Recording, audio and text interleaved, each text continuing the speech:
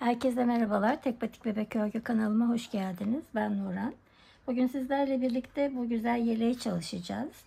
Yelek erkek bebeklere uygun bir model. 3 parça olarak ördüm. Önce ön parçaları, sonra arka parçayı ördüm. Burada yanlarda dikiş var. Omuzu da tığ ile birleştirdim. Tüm detaylarıyla anlattığım bir video oldu. O nedenle yeni başlayan arkadaşlar da çok rahat örebilecekler. Burgu modeli var. Haroşa ve düz örgüden oluşuyor model. Arkası da bu şekilde.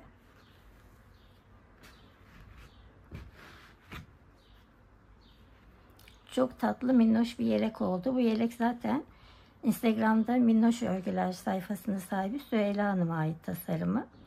Kendisine bu model için teşekkür ediyorum. Ben sadece bu yaka kısmında, ense kısmında bir değişiklik yaptım. Normalde bu yeleğin orijinalinde buradan yaka devam ediyor ve buradan dikiş var.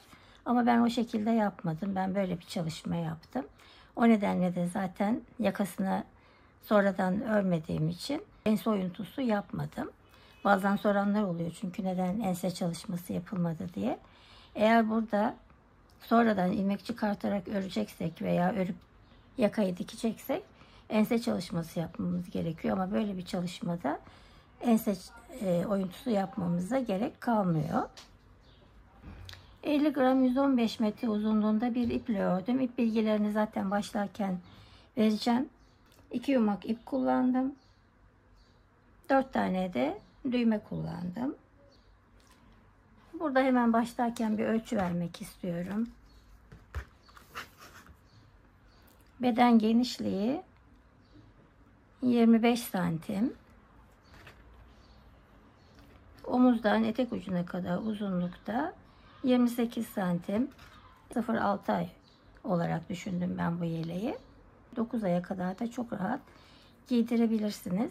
Beğendiyseniz unutmadan hemen beğen tuşuna basarsanız çok sevinirim. Kanalıma da abone olmayı unutmayın lütfen. Kanalıma abone olmak ve videolarımı izlemek ücretsizdir. Takıldığınız bir kısım olduğunda da yorumlardan sorarsanız gördüğümde mutlaka dönüş yapıyorum.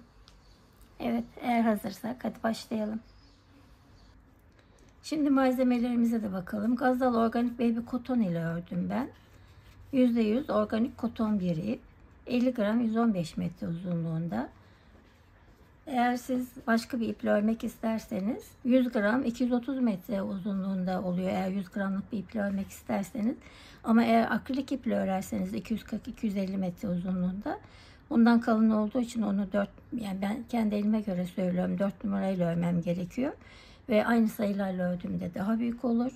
Ama bunun gibi küçük örmek istiyorsanız eğer 100 gram 330 metre uzunluğunda koton ipler var. Onlarla da örerseniz yine aşağı yukarı aynı büyüklükte olacaktır. Aynı renk örmek isterseniz de renk numarası C416. Ben bunu 3,5 numaralı misinalı şişle ördüm. Alışkın olduğum için misinalı şişle örüyorum. Bu modeli misinalı şişle örmek gerekmiyor. Hangi şişle örmek isterseniz onu örebilirsiniz. 3,5 milim şişle öreceğim ben. Benim elime öyle uygun. Siz de elinizin sıkılığına göre ayarlayabilirsiniz. Eğer eliniz çok bolsa 3 numarayla da örebilirsiniz. Eliniz çok sıkıysa 4 de örebilirsiniz. Benim elime uygun olan şiş numarası bu ipte 3,5. Bir tane tığa ihtiyacımız olacak. Omuzu birleştirmek için, kenarları dikmek için, yanları dikmek için yün iğnesine ihtiyacımız var. Mezura ve makas. 3,5 numaralı şişime ilmek atarak başlıyorum. Sol ön bedenden başlıyorum. Normal klasik ilmek atma tekniğiyle ilmek atıyorum.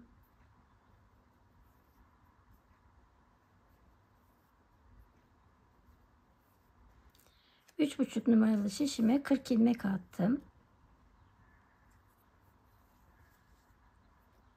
İlk sıradan örmeye başlıyorum. Burası örgünün arka yüzü. Normalde ilk ilmeklerimi örmeyeceğim ama ilk sıra olduğu için ilk ilmeğimi de örüyorum.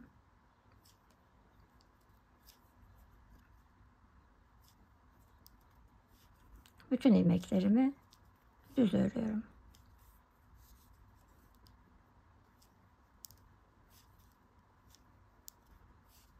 Sıra sonuna doğru ilerliyorum. İlk sırayı örüyorum. Sıra sonuna doğru ilerliyorum.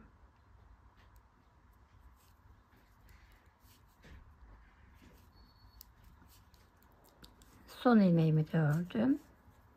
Ön yüze geçtim. Şimdi burası sol beden, burası dikişe gelecek.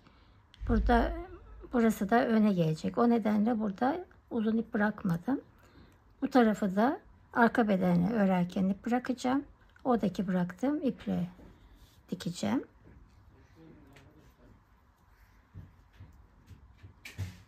İlk ilmeğimi örmeden alıyorum. Diğer ilmeklerimi de düz örüyorum. Ön yüzde de arka yüzde de düz örerek etek lastiğini tamamlayacağım.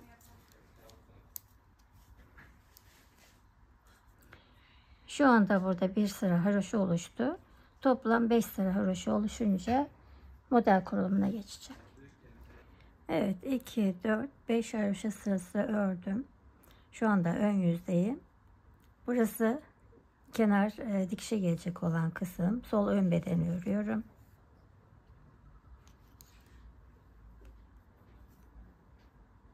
...12 ilmek düz örüyorum. İlk ilmeğimi örmeden aldım.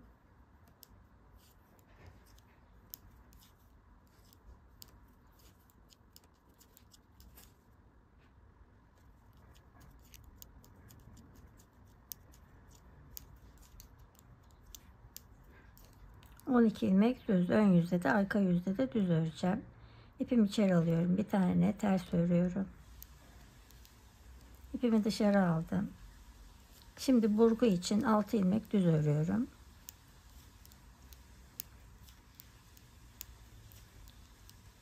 Bu 6 ilmek ön yüzde düz, arka yüzde ters olacak. İpimi içeri aldım, bir ilmek ters örüyorum. İpimi dışarı aldım, 6 ilmek düz örüyorum. Bu 6 ilmek de ön yüzde düz, arka yüzde ters olacak.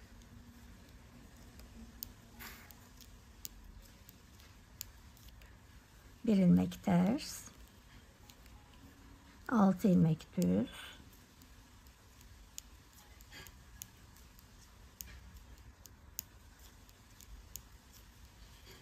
bir ilmek ters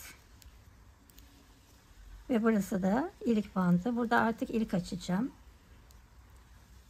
Bir ilmek örüyorum, 2 ilmeği birlikte örüyorum.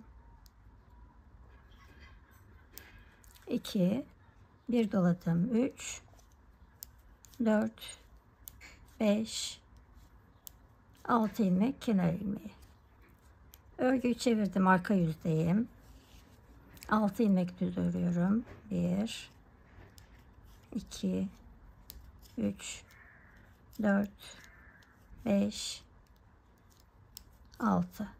Ön yüzde ters ördüğüm bir ilmek düz örüyorum. Burgu ilmekleri 6 tane ters.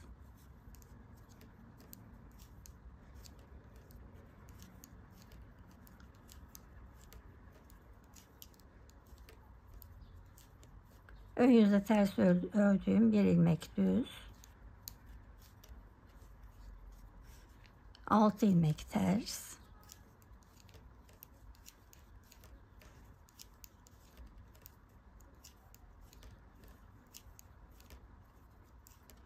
Bir ilmek düz. 6 ilmek ters.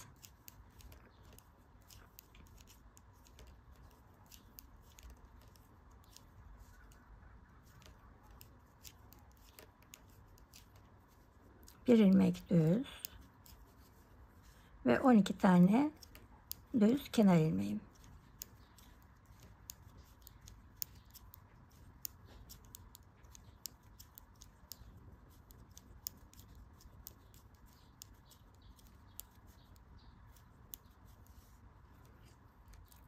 Ön yüze geçtim.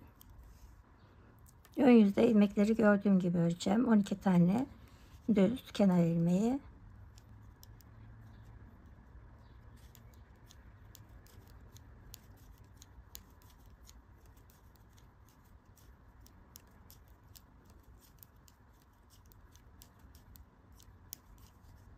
Bir ilmek ters,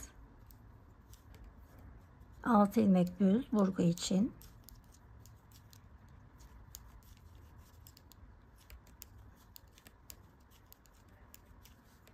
bir ilmek ters. Şimdi bu sırayı 6 düz bir ters olarak devam ediyorum.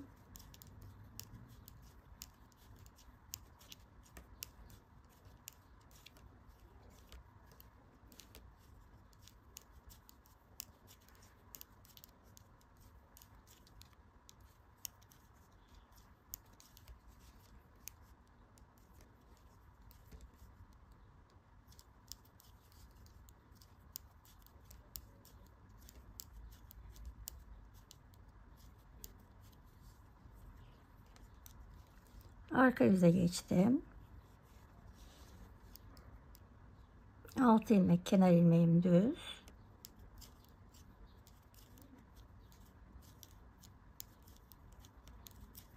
Buradaki düz ilmek, 6 ilmek ters. Sıra sonundaki 6 ilmeğe kadar da 6 ters bir düz devam edecek. 6 ilmek ters ördüm. Bir ilmek düz.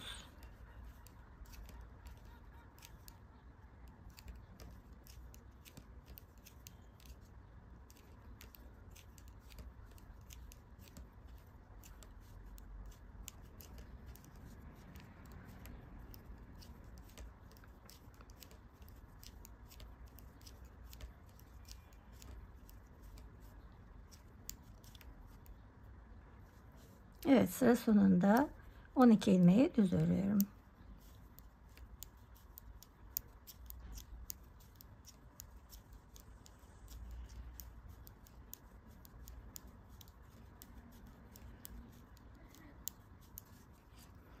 Ön yüze geçtim. Evet, şimdi artık burgulara geçeceğim. Burada ve burada burgu var. 12 ilmeği düz örüyorum.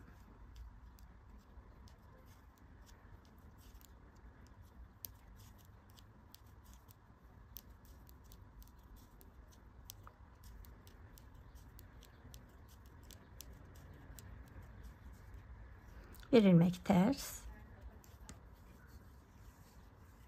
Evet, şimdi buradaki 6 ilmeğe vurgu yapacağım. Lastikten sonra 2 haroşa sırası ördüm ve ilk vurguyu yapıyorum. İlmek sayısı az olduğu için burgu ilmekleri aparat kullanmayacağım ben. Ama eğer aparatla yapmak isterseniz hemen burada yukarıda ekleme yapacağım. Oradan aparatla da burguyu nasıl yaptığıma bakabilirsiniz. Şimdi 3 ilmekten sonra ikinci 3 ilmeği arkadan sağ şişimle giriyorum. Ve bütün ilmeklerimi 6 ilmeği sol şişimden çıkardım. Ve ön taraftan da sol şişimle buradaki ilmeklere giriyorum. Ve sağ şişimdeki ilmekleri de sol şişime aktarıyorum. Ve burgu ilmekleri 6 ilmek düz örüyorum.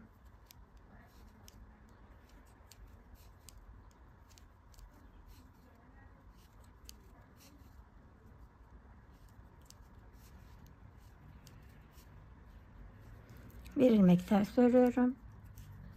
6 ilmek düz örüyorum.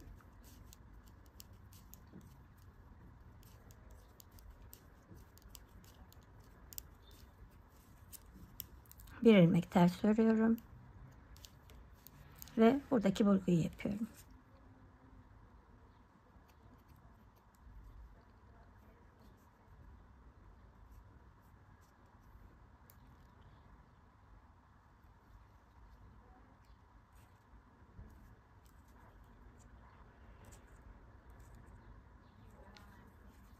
Ve burgu ilmeklerini örüyorum.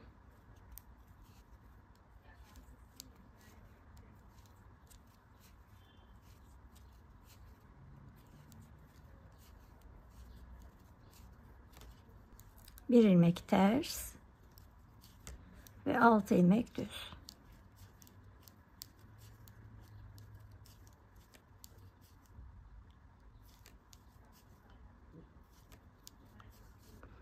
Arka yüze geçtim. Arka yüzde de yine ilmekleri gördüğüm gibi öreceğim. Burada 2, 4, 5 sıra oldu. Yine ters öreceğim orayı da. 6 tane düz örüyorum.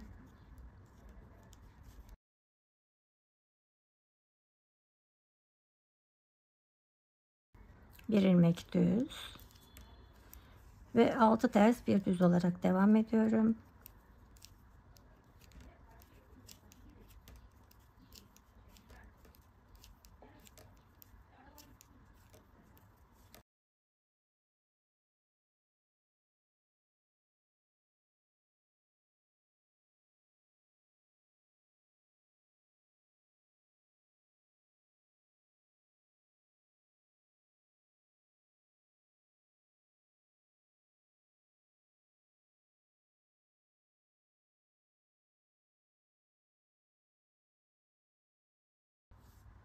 Bir ilmek düz ve 12 ilmek kenar ilmeği.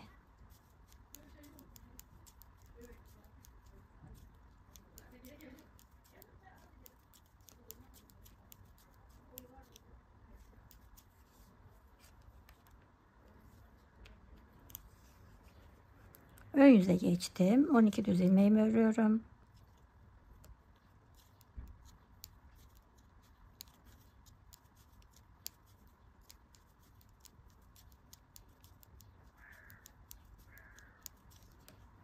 Bir ilmek ters ve bu sırayı da 6 düz bir ters olarak tamamlıyorum.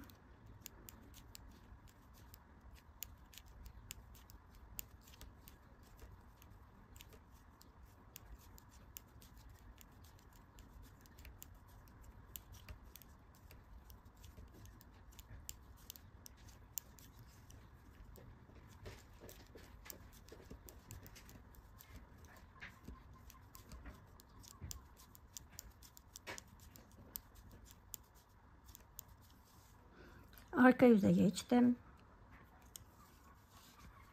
6 ilmek düz örüyorum.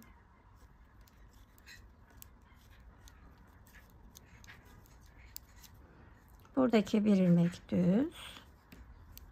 6 ilmek burgu ilmekleri ters.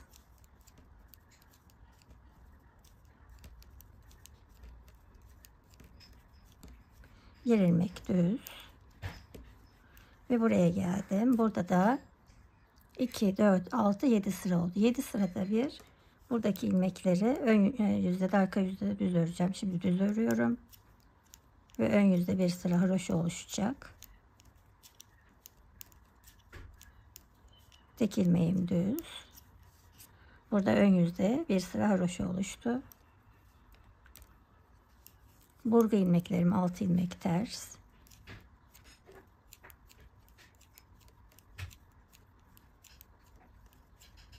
Bir ilmek düz ve 12 kenar ilmeğim düz.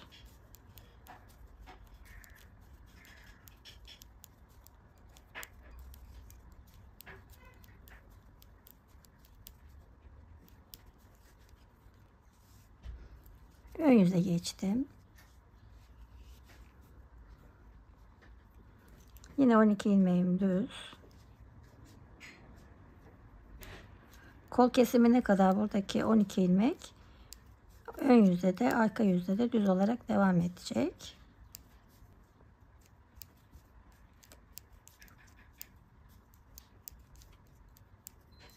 Bir ilmek ters.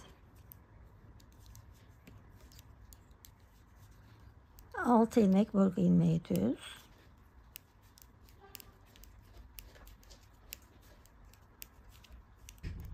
Bir ilmek ters. Ve buradaki 6 ilmeği de düz örüyorum.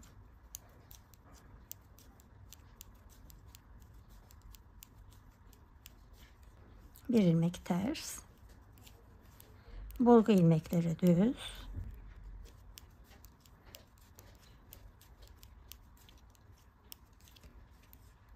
Bir ilmek ters ve 6 ilmek düz.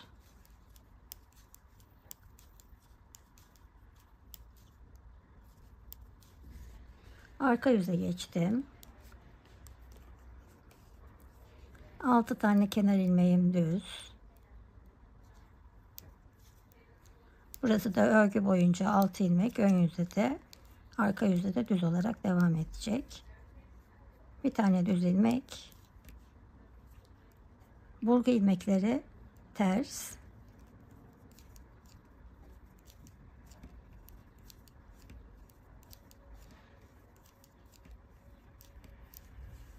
ve buradaki 8 ilmek düz olacak burada. Bir tane haroşa sırası oluşmuştu. İkinci haroşa sırasını yapıyorum. Ve bütün ilmeklerim düz. 2, 3, 4, 5, 6, 7, 8 ilmek düz ördüm. 6 ilmek burgu ilmeği ters.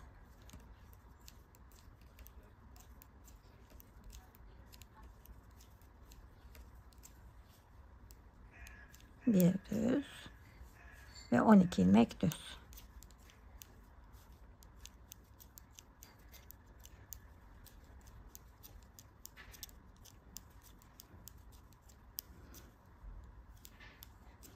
Model diğer ön bedende de arkada da aynı şekilde devam edeceği için burada hiç kesmeden ayrıntılı anlatıyorum.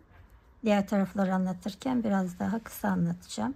Şurada da 5 sıra lastik örmüştük. 5 haroşa sırası. 2 haroşa sıra sonra ilk burguyu yapmıştım. 1, 2, 3 oldu. Bir haroşa sırası daha olacak. 4 haroşa sırasında bir bundan sonra artık burgu olacak. Şimdi bu kısmı da hızlıca göstereyim. 12 ilmek düz.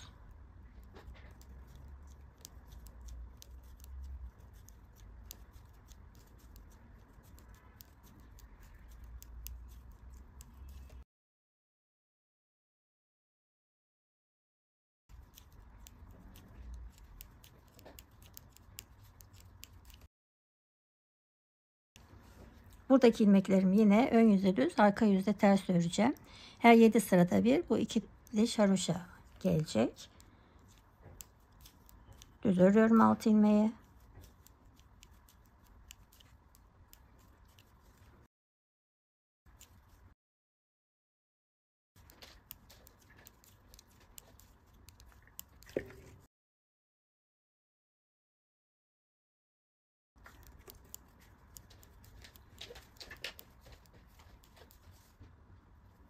Arka yüzde geçtim. Arka yüzde de ilmekleri olduğu gibi örüyorum. Yani 6 düz.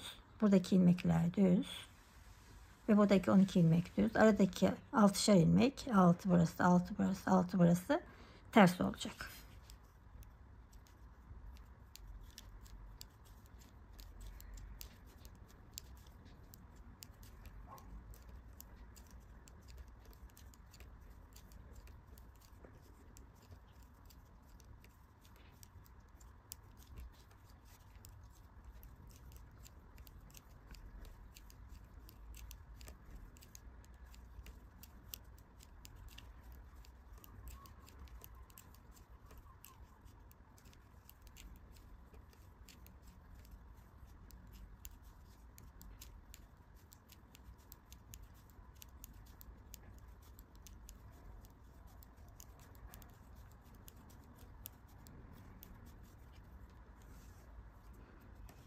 Evet, ön yüzdeyim. Şimdi bu 5 tane 2, 4, 5 haroşadan sonra 2 haroşa sırası örmüştüm ve ilk burguyu yapmıştım. 1, 2, 3, 4 haroşa sırası ördüm ve ikinci burguyu yapacağım. Bundan sonra her 4 haroşa sırasında bir burgu yapacağım. 12 düz ilmeğimi örüyorum.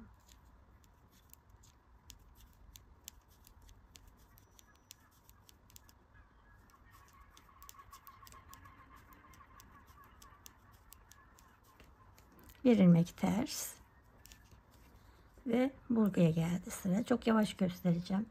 Birazcık daha yaklaştırayım hatta.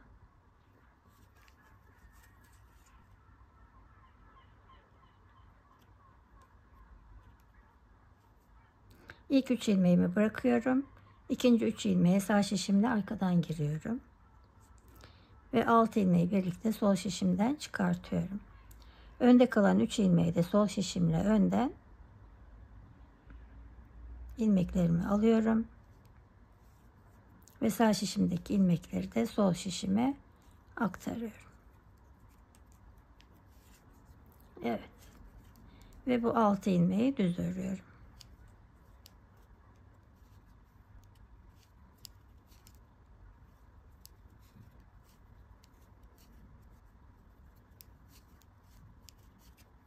Bir ilmek ters, 6 ilmek düz,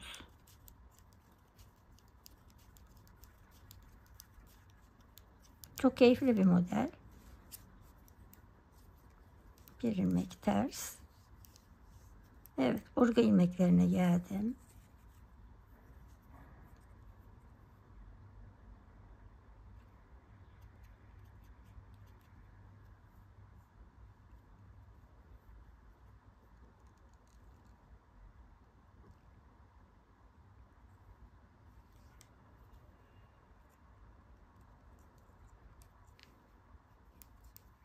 Evet, 6 tane burgu ilmeğimi düz örüyorum.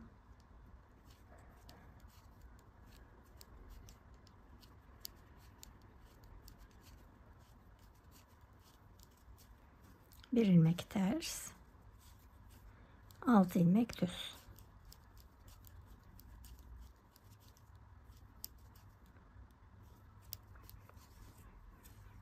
Arka yüze geçtim. Arka yüzde de yine başta ve sondaki ilmeklerin, başta 6 ilmek, sonda 12 ilmek düz. Buradaki ilmekler birer tane düz. Ve diğer 6 ilmeği de ters öreceğim. Şimdi şöyle 2, 4, 6, 7 sıra ördükten sonra ön yüzde de arka yüzde de düz örerek burada 2 sıra haroşa örmüş olduk. Ve bu haroşalardan sonra burada boşluk var, görüyorsunuz. 1, 2, 3 sıra örmüşüm. Burası 7 sıra olduğunda yine ön yüzde de arka yüzde de düz örerek 2 sıra haroşa oluşturacağız. Burası hep bu şekilde devam edecek. Normalde ön yüzde düz, arka yüzde ters olacak. 7 sırada bir de ön yüzde de arka yüzde de düz örerek burada 2 sıra haroşa oluşturacağız. Ve buradaki lastik kısmından sonra 2 haroşa sırasından sonra ilk burguyu yaptık. 2, 4, her 4 haroşa sırasından sonra da burgu yapmaya devam edeceğiz. İlk iliğimizi açmıştık. İlk araları da 9 haroşa sırası olacak. Şu anda 3, 6 olmuş. 3 haroşa sırası daha ördükten sonra ikinci iliği açacağım. Bu şekilde örerek toplam 4 tane ilik açacağım. Bir tane açmıştım. 3 ilik daha açacağım. Ve sonra kol ve yaka kesimlerini de yine birlikte yapacağız.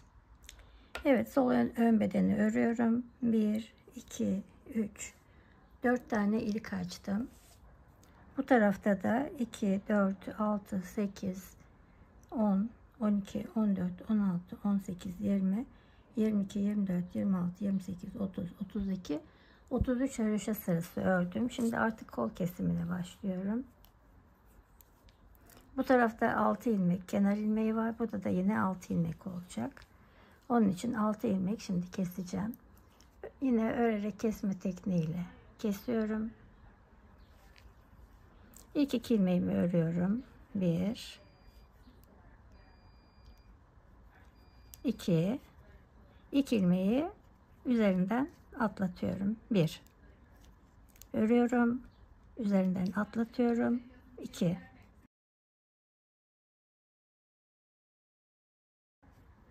3,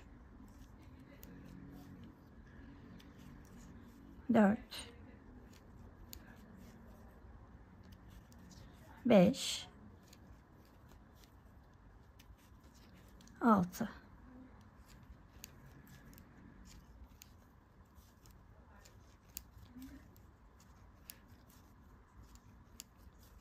6 tane kenar ilmeğini ördüm. Bir tane ters ilmek örüyorum. Burada burgu ilmeğini örüyorum. Ters ilmek, düz ilmek, ters.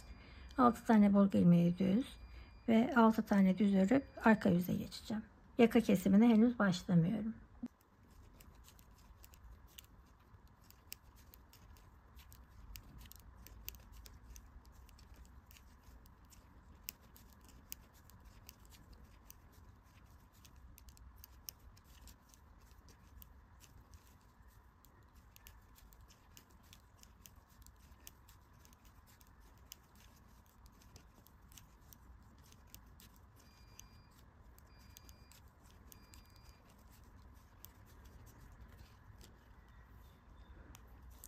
Arka yüze geçtim.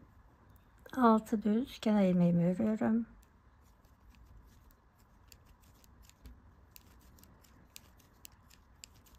Bir ilmek düz. 6 ilmek burgu ilmeği ters.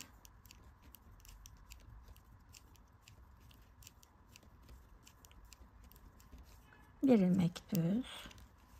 Şimdi burada 2, 4, 6, 7 sıra olmuş. Bu 6 ilmeğimi de düz örüyorum.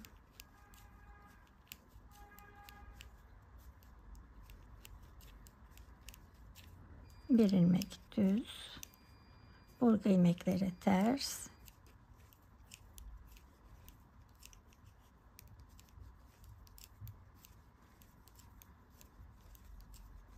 Bir düz ilmeğim ve 6 kenar ilmeği de yine düz.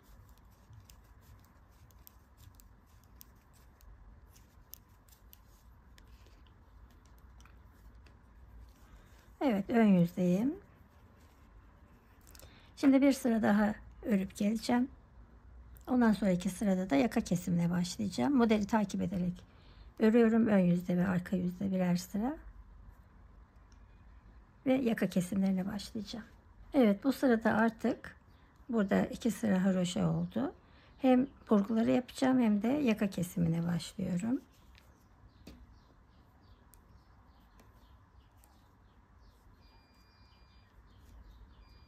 Kenar ilmeğimi örüyorum. 6 ilmek.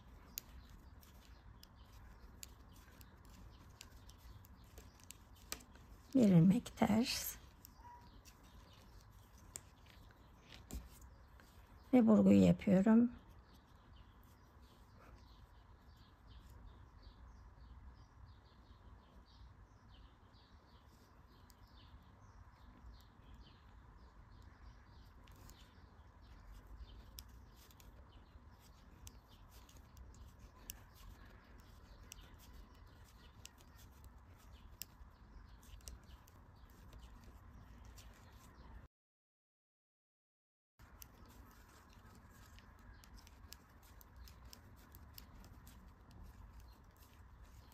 Bir ters. Burguyu yapıyorum.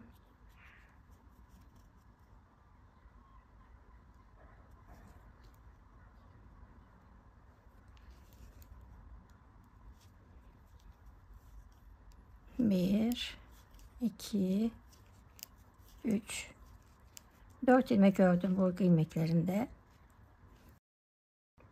Bu ilmeği ve bu ilmeği sol şişime aldım. Tekrar sağ şişimi alıp ikisini birlikte örerek bir tane kestim. Bir ters ilmeğimi örüyorum ve 6 kenar ilmeği.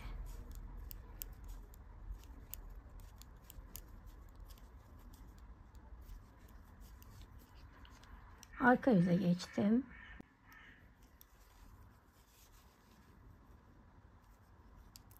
Altı tane kenar ilmeği.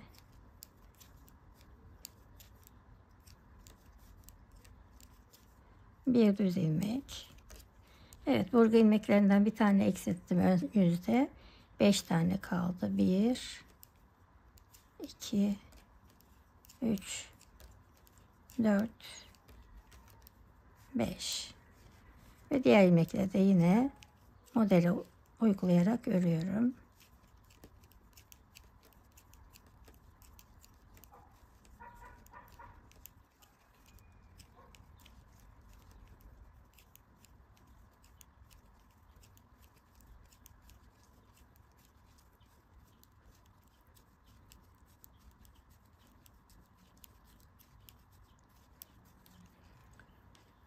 Ön yüze geçtim. Eksiltme yerine kadar modeli uygulayarak örüyorum.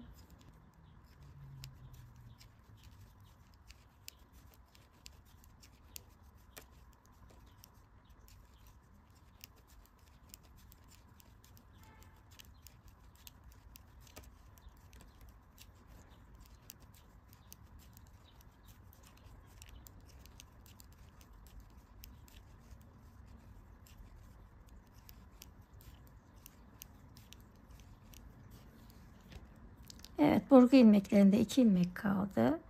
Şimdi bu iki ilmeğin yönünü değiştiriyorum. İkisini birlikte örüyorum. Bir ilmek ters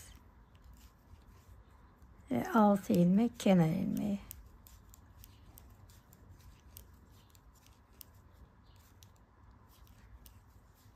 İkinci eksiltmeyi de yaptım. Arka yüze geçtim. Kenar ilmeğimi örüyorum.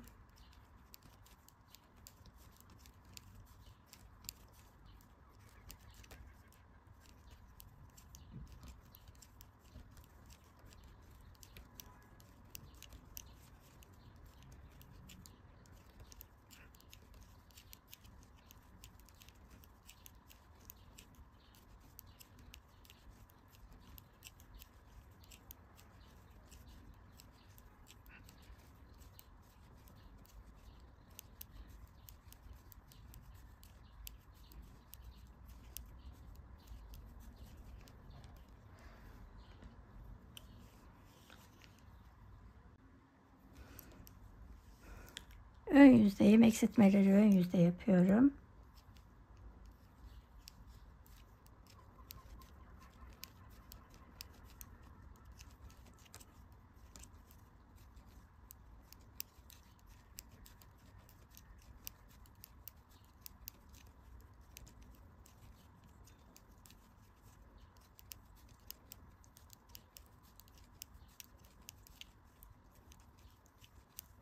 Evet, burada 4 ilmek kaldı. İkisini örüyorum.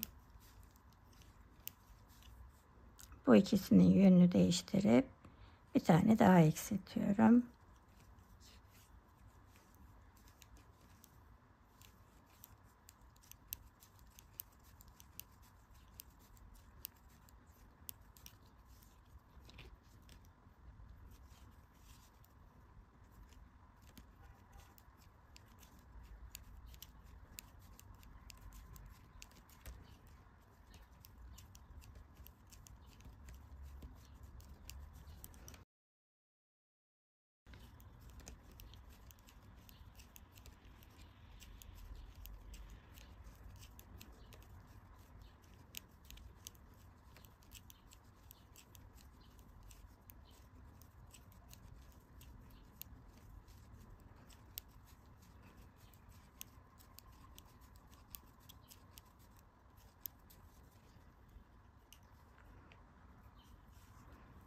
Ön yüze geçtim.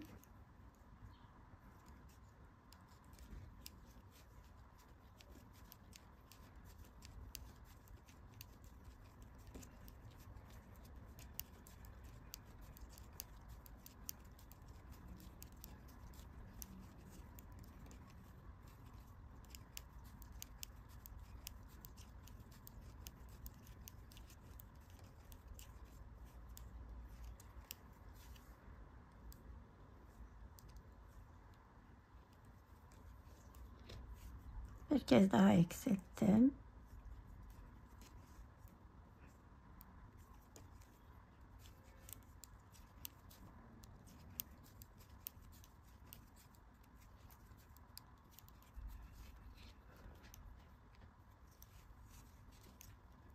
Arka yüzeyim.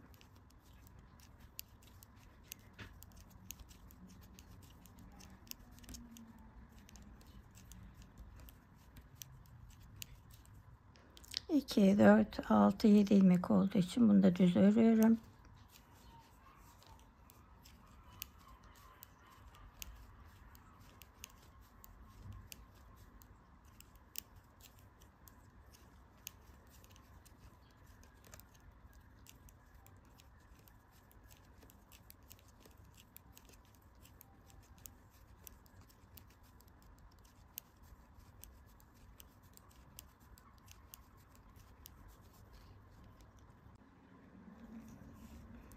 Tekrar ön yüzdeyim.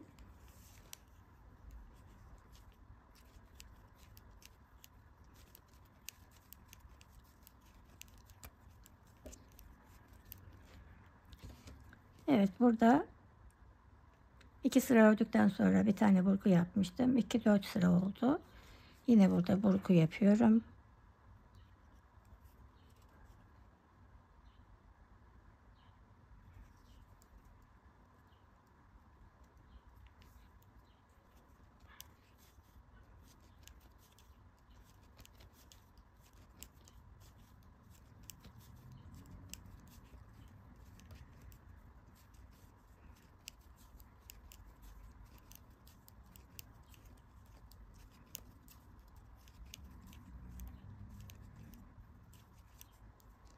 ilmeklerin yönünü değiştiriyorum.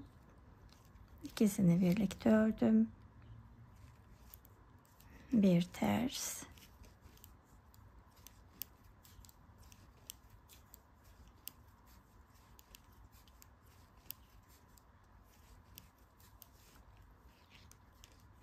Evet, yaka eksiltmeleri de bitti. Şu anda şişimde 20 ilmek var.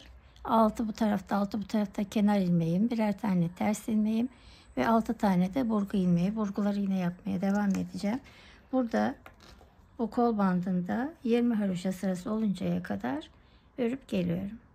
Kol bandında 2, 4, 6, 8, 10, 12, 14, 16, 18, 20 haroşa sırası oldu. Ve ön yüzde de örerek buraya kadar geldim. Şimdi bu ipimi kesiyorum.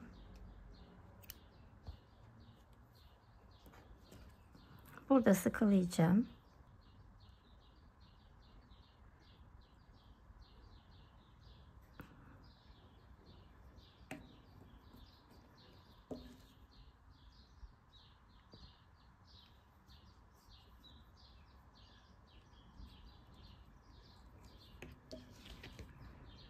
İçeriye aldım ipimi. Burada sabitliyorum.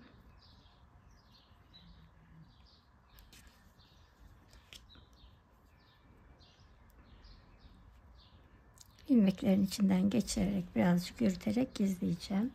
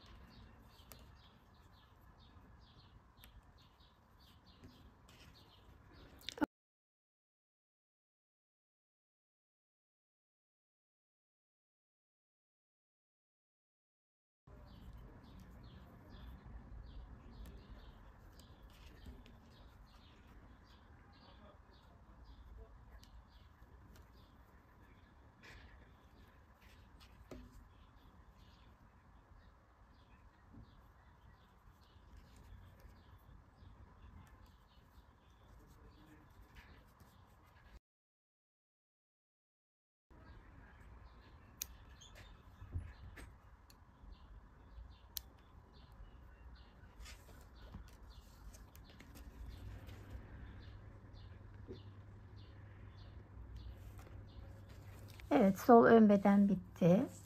Şimdi sırada sağ ön beden var. Bu omuzu da arka bedende ip bırakacağım ve o ip ile birleştireceğim. O nedenle buradaki ipimi kestim. Şimdi sağ ön bedeni geçiyorum. Sağ ön bedeni örüyorum. Sağ ön beden için de yine 40 ilmek attım. Ve burası ön yüz. Bu kısım kenara geldiği için dikmek için biraz ip bıraktım. Dikeceğim yerin yaklaşık 2 katı kadar ip bıraktım.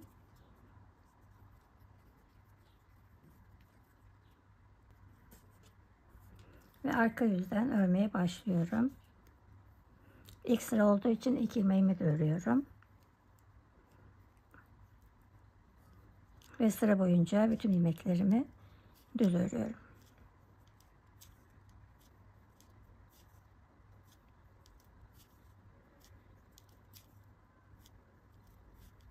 İlk sırayı örüyorum. Arka yüzdeyim.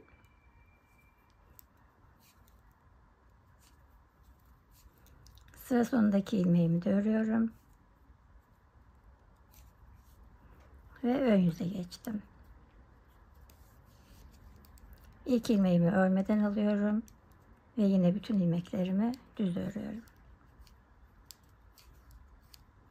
Tıpkı sağ ön beden gibi örüyorum bu lastik kısmını.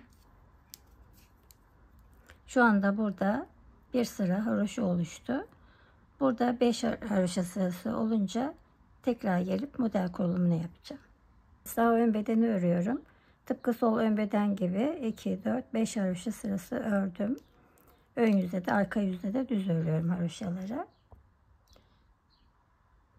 Şimdi kuruluma geçiyorum. Burası, bu kısım dikişte olacak. Bu kısımda düğme bandı olacak. Bu kenar ilmekleri 6 ilmek haroşa olacak. Ön yüzde de arka yüzde de düz öreceğim.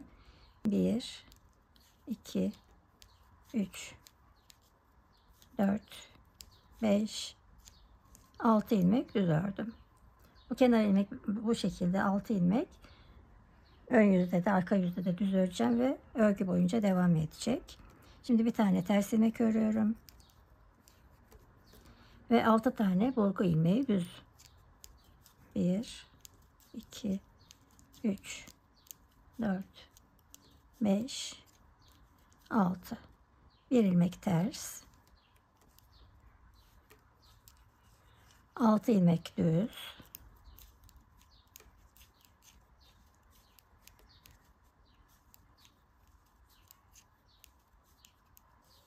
Burası 6 ilmek düz. Ön yüzde düz, arka yüzde ters olacak. Tıpkı diğer taraftaki gibi öreceğim. 7 sıra sonra da haroşa örgüye geçeceğim. 2 diş haroşa olacak. Bir tane ters örüyorum. Ve 6 ilmek de burgu ilmekleri düz.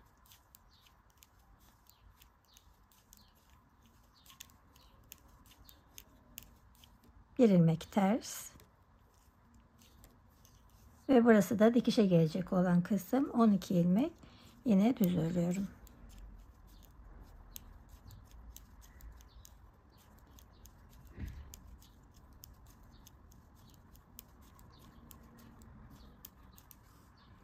Arka yüze geçtim. İlk 12 ilmeğimi düz örüyorum.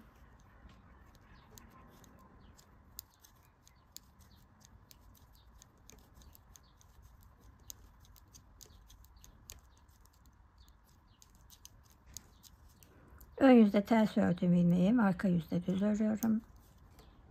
İpimi içeri aldım ve burgu ilmekleri 6 tane ters.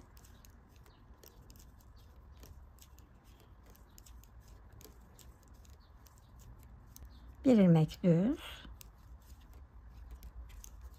Aradaki 6 tane düz ilmeğim.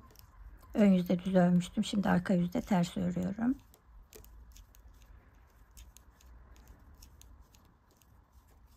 Bir tane düz ilmek. 6 tane burgu ilmeğini ters örüyorum.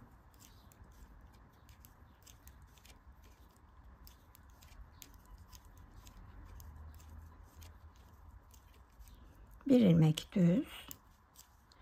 Ve buradaki kenar bant için 6 ilmek düz.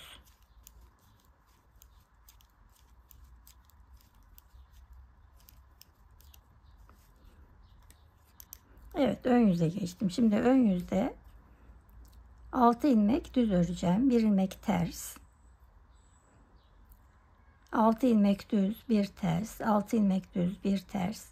6 ilmek düz, bir ters ve 12 ilmek düz öreceğim. Arka yüzde de 12 ilmek düz. Buradaki ilmek düz. 6 ilmek ters, bir düz. 6 ters, bir düz. 6 ters, bir düz ve buradaki 6 ilmek de düz olarak örüp ön yüzde ilk burguyu yapacağım. Evet, sağ ön bedeni örüyorum. Lastik kısmından sonra 2 sıra birlikte örmüştük. 2 sırada ben ördüm. 4 sıraya tamamladım. 2 4 sıra. Buradan saydığımda da 2 haroşa sırası olmuş oldu. İlk burguları ilk haroşadan sonra yapıyoruz. Sol ön bedende de aynı şekilde yapmıştık. Şimdi 6 ilmeğimi örüyorum.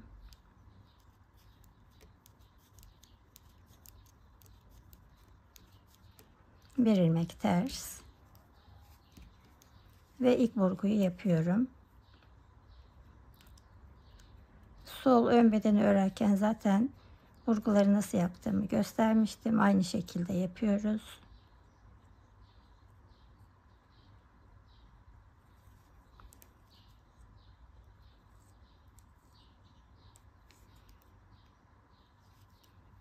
Evet, burgu ilmeklerini örüyorum. 6 ilmek düz.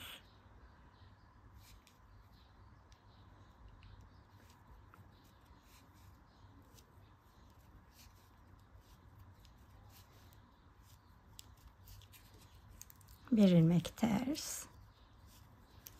Aradaki 6 ilmek düz.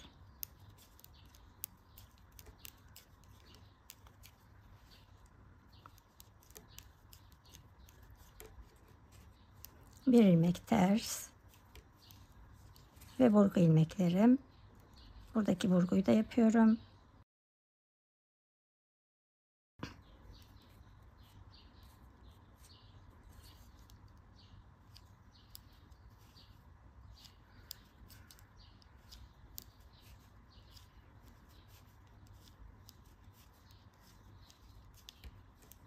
Bir ilmek ters ve 12 ilmek düz.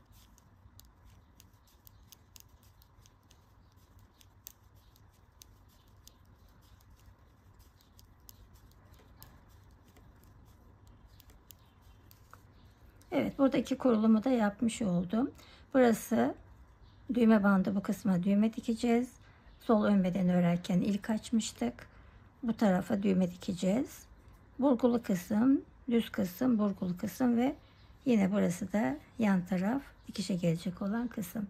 Şimdi yine burada da 7 sıra olduğunda buradaki haroşa sıraları da gelecek. Yani diğer tarafın aynısı sağ ön bedenin, pardon sol ön bedenin aynısı şu anda sağ ön beden yapıyorum. Sadece şu ilmek sayıları farklı. Sol ön bedende bu tarafta 12 ilmek, burada 6 ilmek vardı. Burası sağ ön beden, burada 12 ilmek var, burada 6 ilmek var. Bu şekilde şurada kenarda 33 sıra oluncaya kadar öreceğim. Kol kesimlerini ve yaka kesimlerini de yine birlikte yapacağız. Evet, kol kesimine kadar ördüm. 30 haroşa sırası ördüm. Tıpkı diğer tarafta olduğu gibi. Şimdi burada kol kesimlerine başlayacağım. Sıra sonunda 7 ilmek kalıncaya kadar ilmeklerimi örüyorum. Ön yüzde sıra sonunda 7 ilmek kalıncaya kadar ördüm. Şimdi örmeden 5 ilmeği sağ şişime aktarıyorum. Ve sondaki ilmeği bir önceki ilmeğin üzerinden atlatıyorum. Diğer tarafla aynı sırada olması için ön yüzde yapıyorum kesmeleri. 2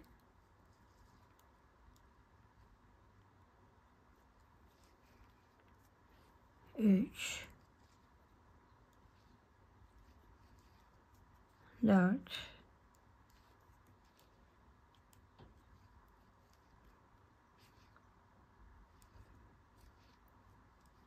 5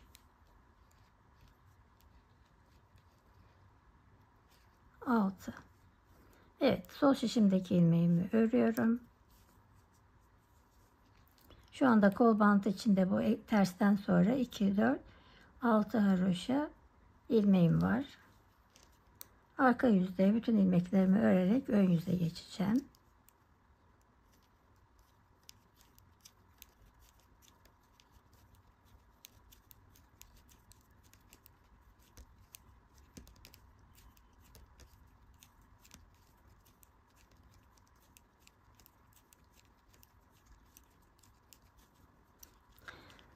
Evet, ön yüzde düz, arka yüzde ters ördüğüm ilmeklerim 2 4 6 7 sıra olduğu için bu ilmeklerimi de düz örüyorum.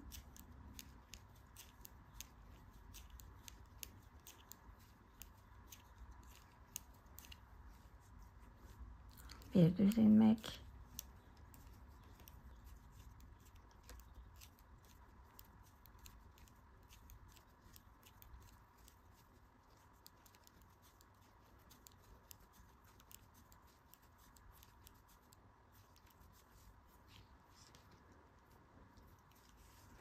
evet, tekrar ön yüzdeyim. Burada kol kesimlerini yaptım.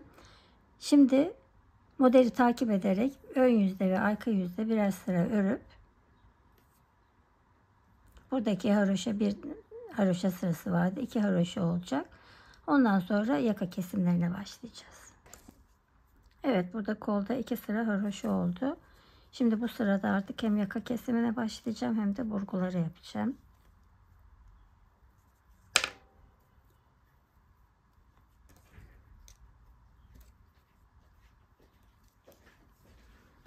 Altı tane kenar ilmeğimi örüyorum.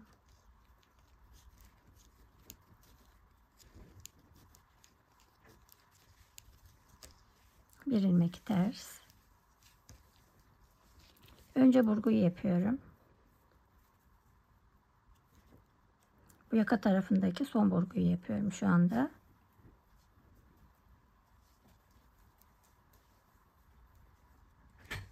Evet. Şimdi ilk eksiltmeye başlayacağım. Buradaki 2 ilmeği birlikte örerek buradan bir tane eksilttim. Ve diğer ilmeklerimi örerek ön yüzde sırayı tamamlıyorum.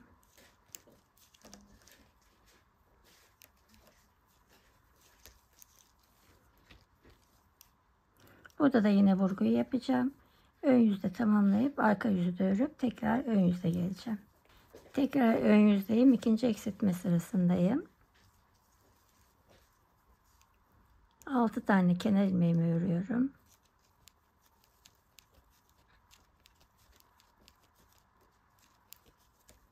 Bir ilmek ters ve sıradaki 2 ilmeği birlikte örüyorum. İkinci eksiltmemi de yapmış oldum.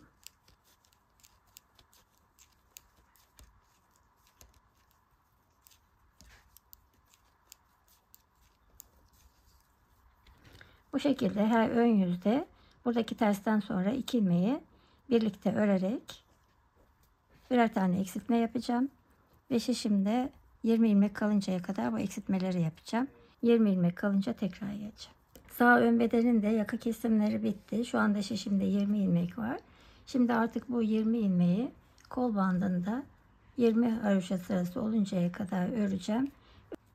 Evet, sağ ön beden de bitti. Burada 20 haroşa sırası ördüm. Sonra da ön yüzde örerek sırayı tamamladım. Ve burada ipimi biraz uzunca bırakarak keseceğim. Çünkü arka bedenle buradaki iple örerek birleştireceğim. Tığ ile örerek birleştireceğim. Ve şimdi sırada artık arka beden var. Şişime 67 ilmek attım. 1, 2, 3, 4, 5 haroşa sırası ördüm. Şimdi model kurulumuna geçiyorum. Yine ilk ilmeğimi örmeden alıyorum. 2 başta 12 ilmek düz örüyorum. Ön yüzde de arka yüzde de düz olacak. 1, 2, 3, 4, 5, 6, 7, 8, 9, 10, 11, 12. İpimi içeri aldım. Şimdi sıra sonunda 12 ilmek kalıncaya kadar bir ters 6 düz olarak devam edeceğim. Bir ters 6 ilmek düz. 1, 2, 3, 4, 5, 6.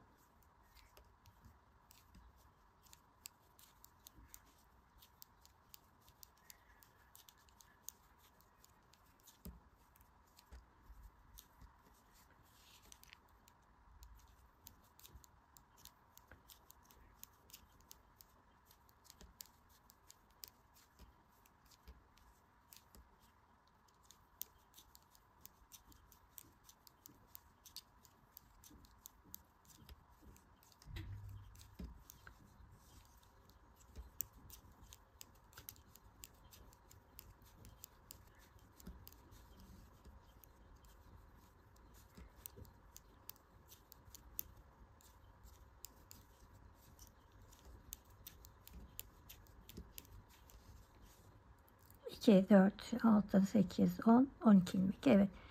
Son bir ters ilmeğimi örüyorum ve 12 ilmek düz.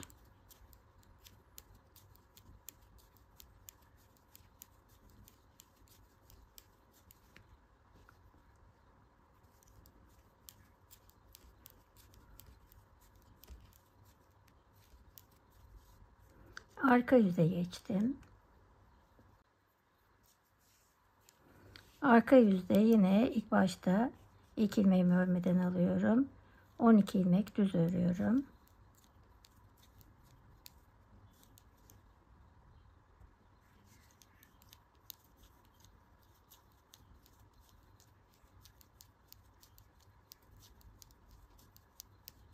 Evet, burada bir tane düz ilmeğim var ve 6 ilmek ters.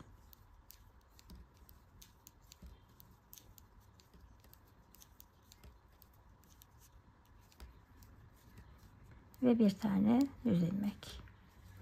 Sıra sonunda 12 ilmek kalıncaya kadar 6 ters bir düz olarak devam ediyorum.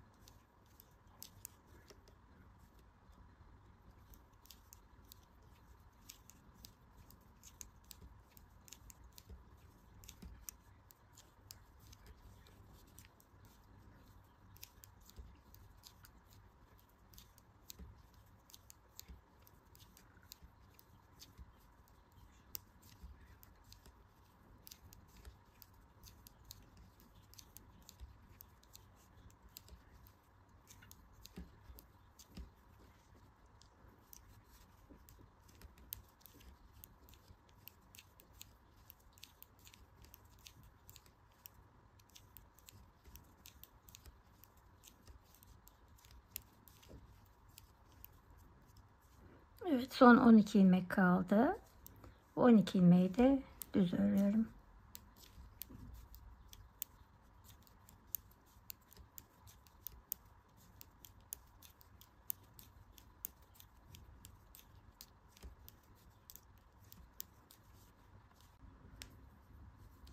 Tekrar ön yüzeyi. Bu ilk iki sırayı tekrarlıyorum.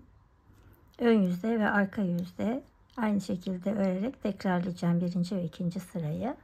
Evet, ön yüzdeyim. 2 sırayı tamamladım. 2 haroşa sırası oldu burada. Şimdi ön bedenleri örerken bu haroşalardan sonra iki tarafta burgulu ilmekler vardı. Arada da bir tane düz olan bu altılı ilmek vardı.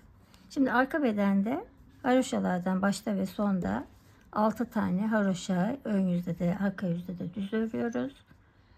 Bir ters ve burada saç örgüsü, düz olan kısımda 1, 2, 3, 4 tane olacak. Şimdi bunu ben kol altına kadar öreceğim. Ön tarafla aynı olduğu için tekrar videoyu uzatmak istemiyorum. Bu sırada iki sıra haroşa ördüm. Bu sırada burguları yapmaya başlayacağım. Ve kol altına kadar örüp kol altına kadar da yine ön bedenle aynı haroşa sırası öreceğim ama kol altına kadar ben yine de kol altına geldiğimde kaç sıra haroşa ördüğümü söyleyeceğim. Evet, kol kesimine kadar ördüm. Artık kol kesimini yapmaya başlayacağız. Burada 33 haroşa sırası ördüm. Burguları da sayıyorum. 1, 2, 3, 4, 5, 6, 7 burgu yaptım şu ana kadar. Artık kol kesimine başlıyorum. Ön yüzdeyim.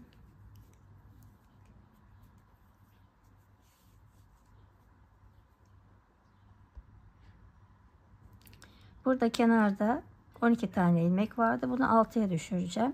6 ilmek eksilteceğim. İlk 2 ilmeğimi örüyorum.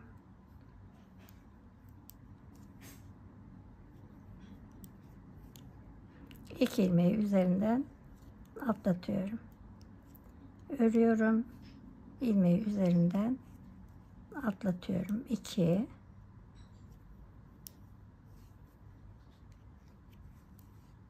3, 4, 5,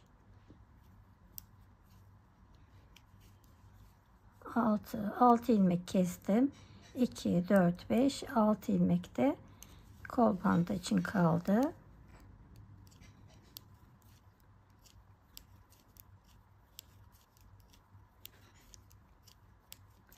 Altı ilmeği düz ördüm. Bir ilmek ters ördüm. Şimdi burada henüz burgu yapma sırası gelmediği için 6 düz bir ters, 6 düz bir ters olarak devam edeceğim. Sıra sonunda 7 ilmek kalıncaya kadar örüyorum. Buradan 6 ilmek kestim ve sıra sonunda 7 ilmek kalıncaya kadar ördüm. Şimdi bu 7 ilmeği örmeden sağ şişime alıyorum. Pardon, 5 tanesini aldım. 2 tanesi sol şişimde kaldı. Şimdi ikinci ilmeği ilk ilmeğin üzerinden atlatıyorum. Burada sıra farkı olmaması için Böyle ön yüzde yapıyorum buradaki kesmeleri.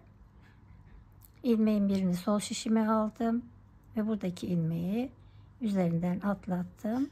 2 ilmeği sol şişime aldım, atlattım. 3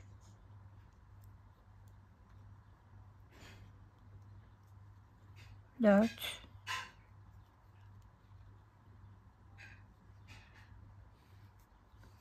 5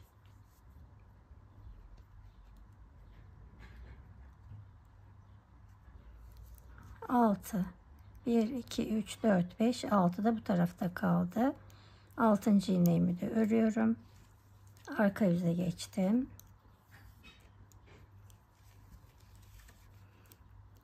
Kenardaki 6 ilmeğimi yine düz örüyorum. Burası 6 ilmek. Ön yüzde de arka yüzde de düz olarak devam edecek.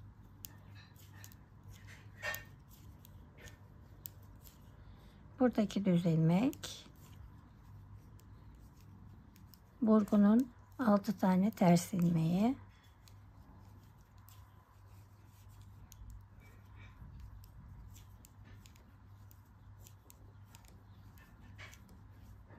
bir düz ilmek. Şimdi burayı sayalım. 2 4 6 7 sıra olmuş. Burayı da yine düz öreceğim.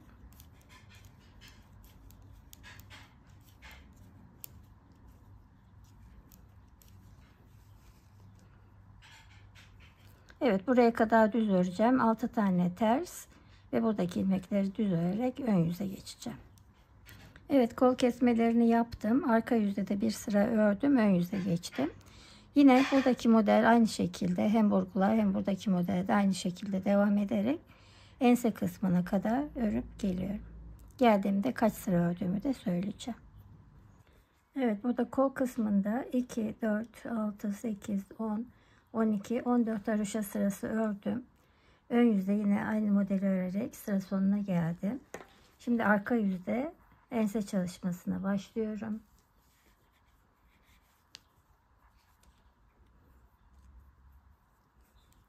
6 tane kenar ilmeğimi örüyorum.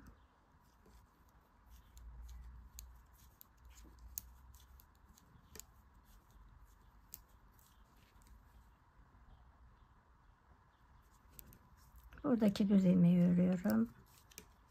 6 tane burgu ilmeği.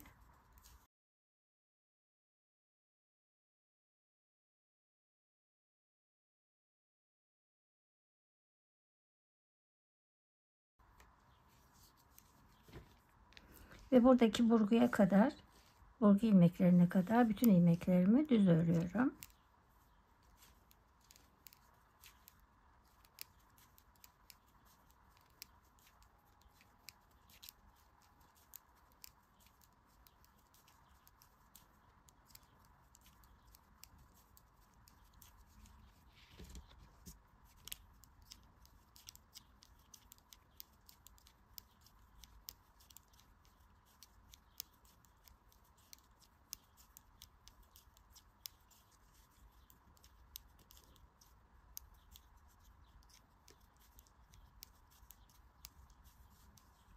Burgu ilmeklerine geldim. 6 ilmek ters örüyorum.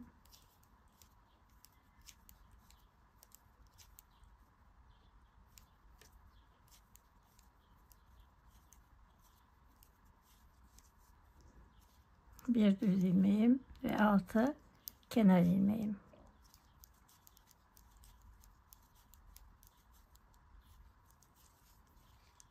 Evet, ön yüze geçtim. Burada bir sıra haroşa oluştu. Şimdi ön yüzde de burada bir tane ters ilmek var. Burada bir tane ters ilmek var. 6 tane düz öreceğim. Bir ters, 6 düz, bir ters öreceğim. Sonra düz öreceğim. Burada da bir ters, 6 düz, bir ters öreceğim. Şimdi bu sırayı da tamamlıyorum. Şöyle daha rahat olacak. 6 tane kenar ilmeğini örüyorum.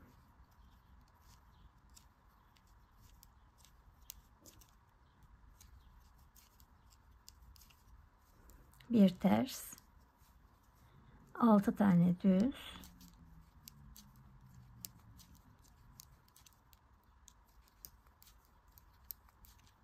bir ters.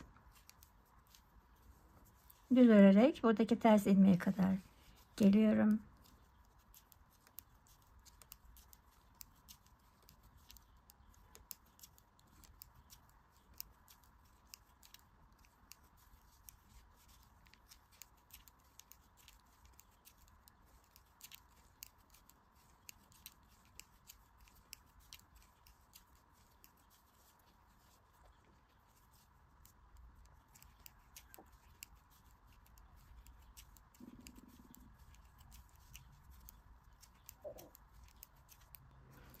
Evet, ters ilmeğe geldim. Bir ilmek ters, 6 ilmek düz,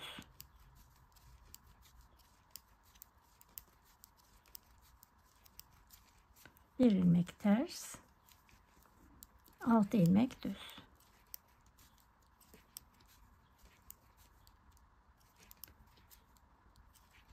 Evet, ön yüzü bu şekilde örüyorum. Arka yüzde de bütün ilmeklerim düz oluyor. Sadece buradaki 6 tane burgu ilmeği ve buradaki 6 tane burgu ilmeği ters olacak. Diğer bütün ilmeklerim düz olacak. Bu şekilde 4 haroşa sırası öreceğim. Yaka kesintisi yapacağız. Evet, 2 4 sıra haroşa ördüm bu ense kısmında. Şimdi artık bu ense kısmının kesintisini yapacağım. Burada 6 ilmek, kenar ilmeği, bir tane ters ilmek, 6 tane burgu ilmeği, bir ters ilmek ve 6 tane kenar ilmeği. Burası omuz ilmeği olacak. Diğer tarafta yine aynı şekilde aradaki ilmekleri de keseceğim.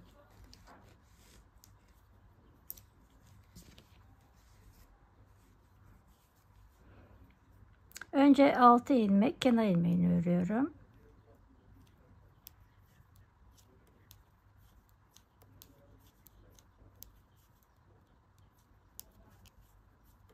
Bir ilmek ters ve burguyu yapıyorum.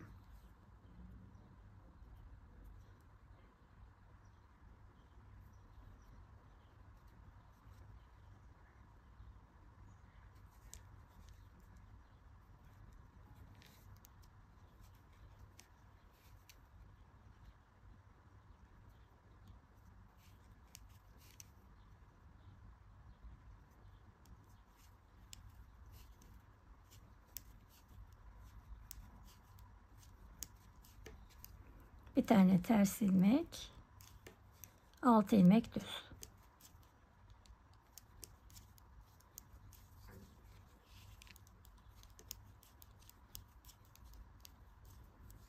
Evet, burası omuz ilmekleri.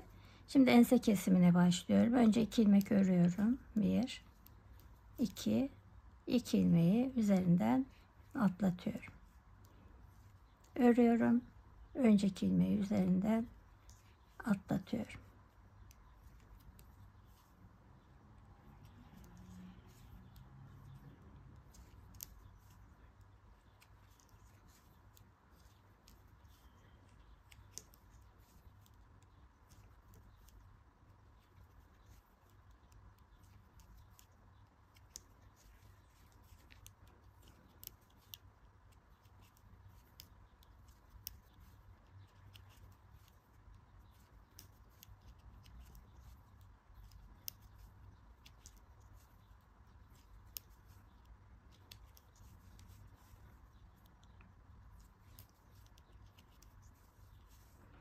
İki, 4, 6, 8, 10, 12, 14, 16, 18, 20 ilmek. 2 ilmek daha keseceğim. 1 2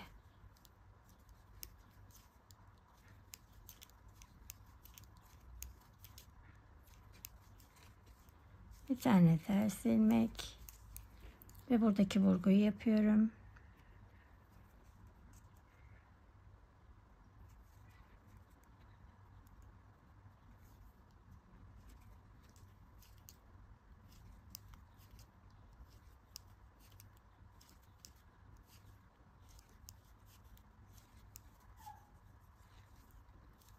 ters ilmek ve 6 tane düz ilmek.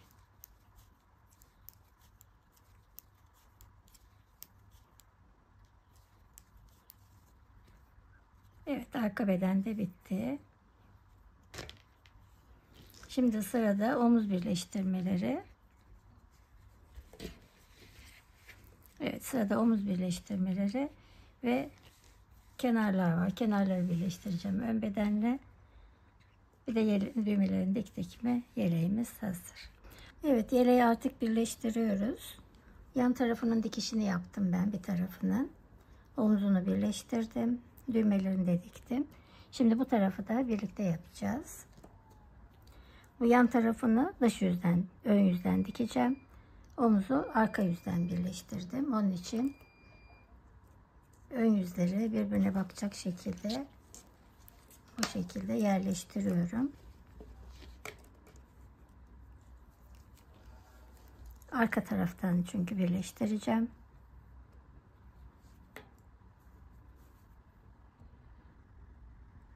Şöyle tığ ile birleştiriyorum omuzu.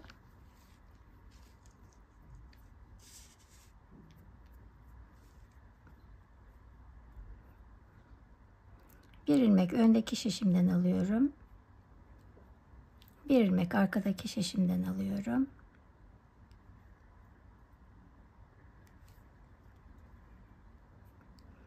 Ve ikisini birlikte tığımla örüyorum.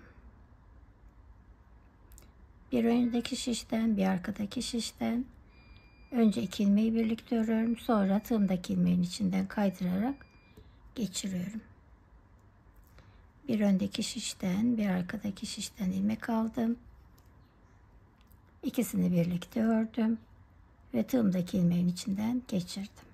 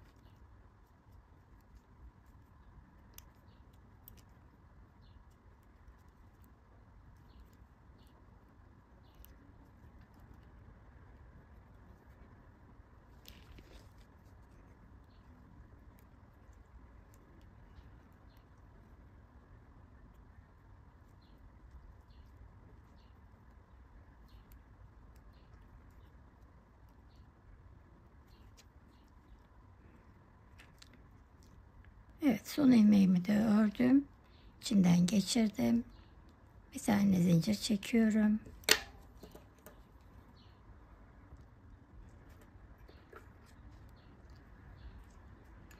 Ve ipimi kestim.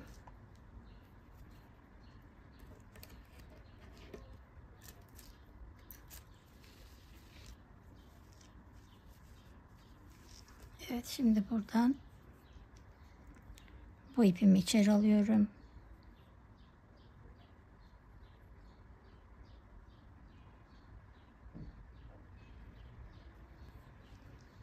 Daha ince bir tığ kullanacağım.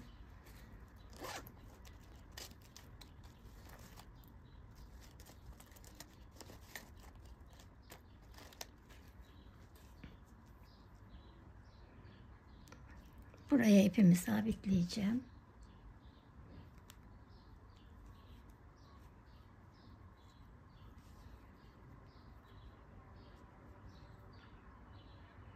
Ve haroşa dişlerin arasından birazcık yürüterek ipimi gizliyorum.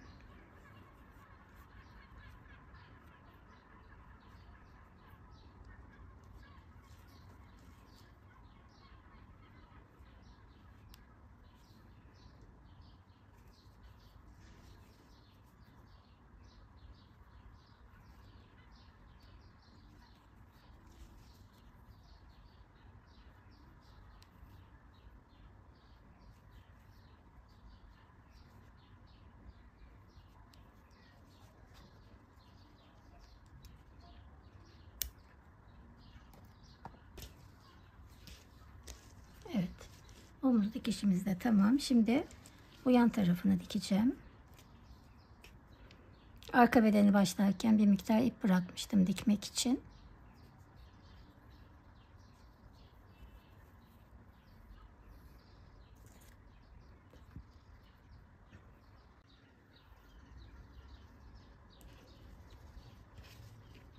Evet, ön yüzden dikiyorum bu yan tarafını. Şu ön bedenin başlarkenki ilk ilmeğinin içine girdim. Bu şekilde.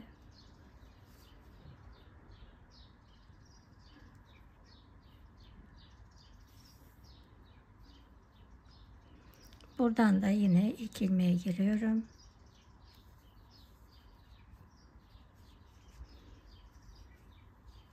Ve buradaki haroşa dişlerinin içine tek tek girerek karşılıklı buradaki ilk haroşa dişi,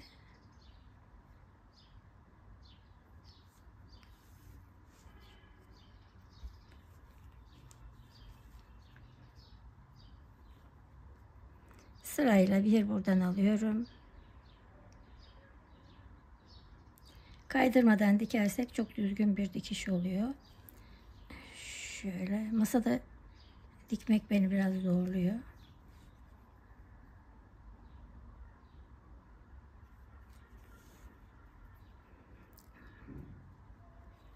Evet, karşılıklı olarak bir ön bedenden bir arka bedenden alarak yan dikişimi yapıyorum.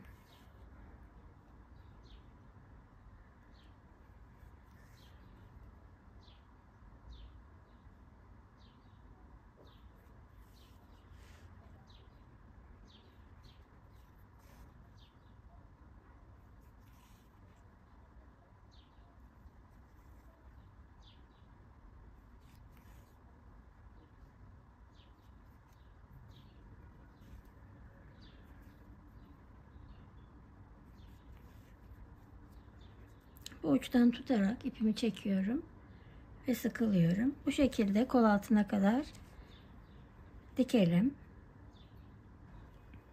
Evet, yan tarafı dikiyorum. Son 2 ilmek kaldı. Bir arka bedenden alıyorum. Bir ön bedenden. Bir arkadan. Bir önden.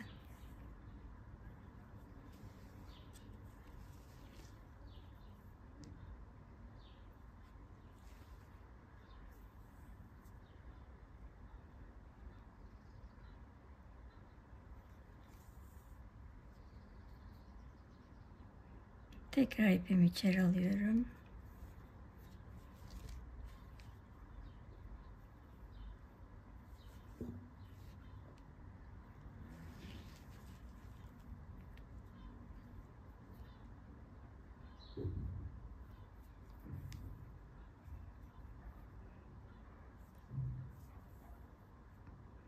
Burada ipimi sıkılıyorum.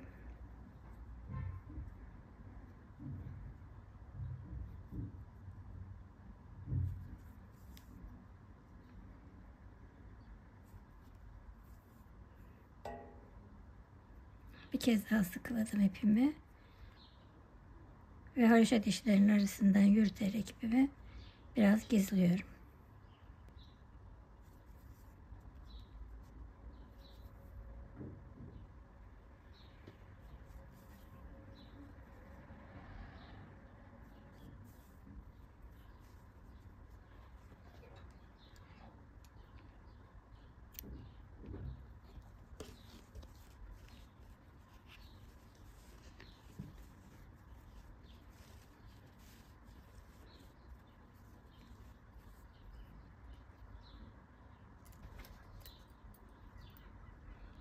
Buradaki ipimi de gizleyeceğim.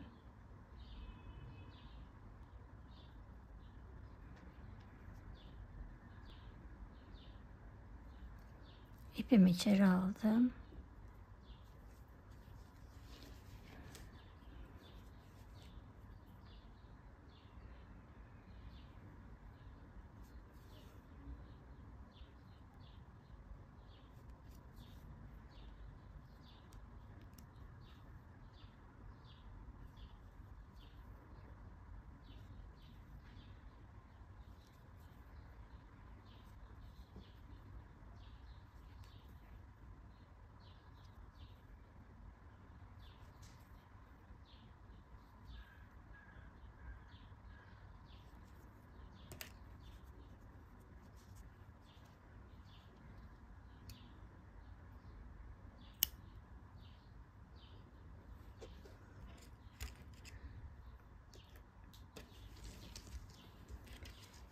Evet, yeleğimiz bitti. Şimdi ben ayarlayıp geliyorum. Evet, yeleğimiz bitti. Çok tatlı, çok güzel oldu. Tam erkek bebek yeleği. Videonun başında zaten santim olarak ölçülerini vermiştim. Arkası da bu şekilde.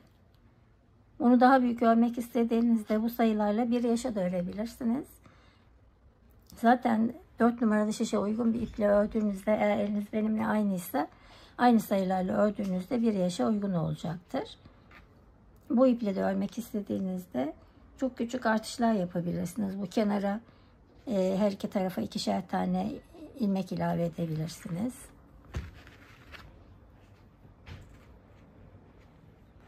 Boyunu birkaç haroşa sırası ve kol boyunu birkaç haroşa sırası fazla örersiniz. Daha da büyütmek istediğinizde yine bu kenarları ekleyebilirsiniz. Ya da burgulara ya da sadece şu ortadaki ilmek sayılarını artırabilirsiniz. Bu şekilde istediğiniz büyüklükte örebilirsiniz. Evet, bir videonun daha sonuna geldik. İzlediğiniz için çok teşekkür ediyorum. Bir dahaki videoda görüşmek üzere. Kendinize iyi bakın. Hoşça kalın.